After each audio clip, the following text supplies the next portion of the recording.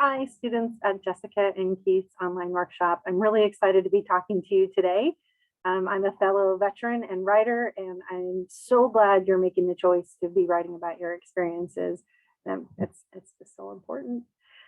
So I'm Max Frazier. I go by the author name of Maxie Jane Frazier because I write military stuff and I want people to know that I'm a woman when I'm writing it. My background was in public affairs, and also I taught English at the Air Force Academy English department. And I spent 26 years in the military perfecting all of that time talking about, three main messages and teaching commanders how to be on camera and just learning how to tell the message for the Air Force. And now I'm working on a memoir and also some fiction, but to tell my own story about being in the Air Force, and beyond that a little bit, sort of my journey to finding out better who I was, which happened in the military, but kind of by accident.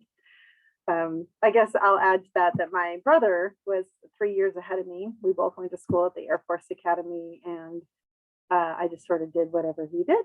And so then I found myself in the military and I had all these great opportunities, and my memoir just wrestles with do I really want to be in the military? Did I want to be in the military? But wow, they paid for all the schooling and I went all over the world. And I think my struggle better than most of the people that I'm planning to have read the book, right?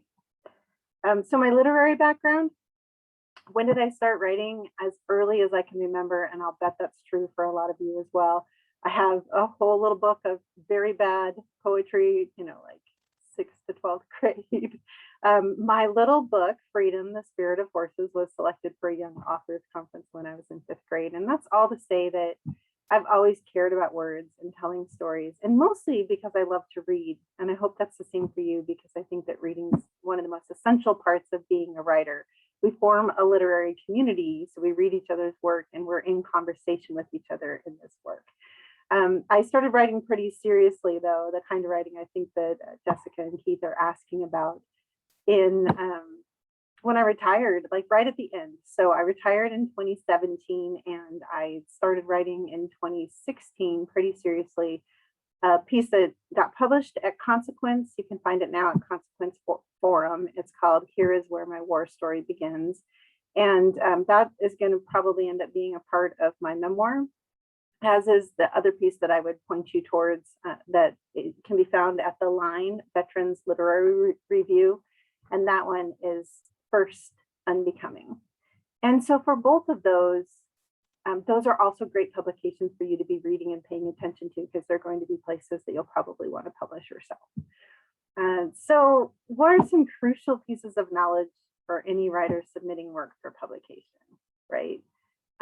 First is to be ready to face rejection, but before you have to face it, go out and read those literary journals that you're hoping to publish in. Those top ones. I'm doing a lot of flash fiction right now just to keep myself in the game as I'm writing this longer memoir. And, I want to be published in Smoke Long or in Brevity, and I'm reading them and I'm trying, but they're saying no so far. And that's something that I'm just helping myself get used to by having things that I'm proud of, but that maybe I don't have as much emotional commitment to out there, so that I don't have to feel as bad when they say no. It always feels bad, but I'm getting much more used to it, and that's really nice. So, be sure that you're looking at, I sent something to the Sun, but I was reading the Sun before I sent it, and it took them a long time to reject it. So I think that was a good sign. And be looking into that world and understand how your own writing seems to fit into the theme or the purpose or the mission of the place that you're submitting to. That's the most important advice I can give you. And then the other things beyond be ready for rejection and knowing the market that you're getting into is to maybe spread out the way that you're doing this kind of work. One of the things that I keep working on are these 50-word story places. Vine Leaves Press does one, and a guy named Tom does another.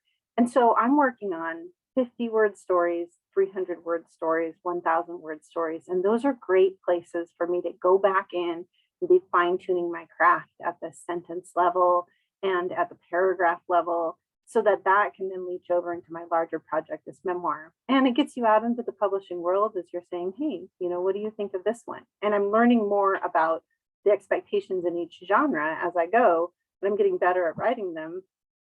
So I think it's just important to have a couple of different ways going so that you remain sort of flexible in your learning.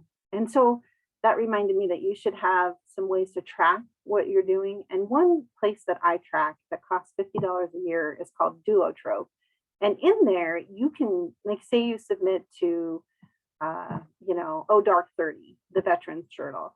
Then below it, it says people who submitted to Oh Dark 30 submitted to these other places. It's kind of like Amazon in that way. And so it's a great way to find out other places that you can submit and other places that you can work from. So I recommend you have a tracking system. Submittable is free, but Duotrope gives you a ton more information. I recommend you check it out and see what works for you. And then finally, I want to end with the most important thing we can do is behave like writers, and writers who are willing to learn. So we make a literary community by supporting other writers and by being involved in the professional writing world. So even if you're not out there publishing yet, find out what that means.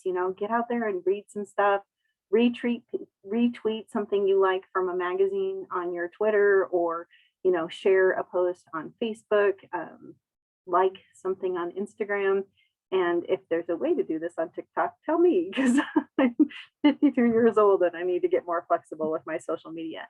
But get in there, find out what people are writing, find out what is working, and be a part of that literary community. Become a literary citizen even before you become a full-on writer.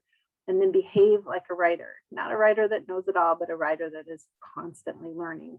Call yourself a writer. Feel like it's okay to call yourself a writer. It took me about 2 years, but I'm a writer. And I hope you will be too. Good luck with your course.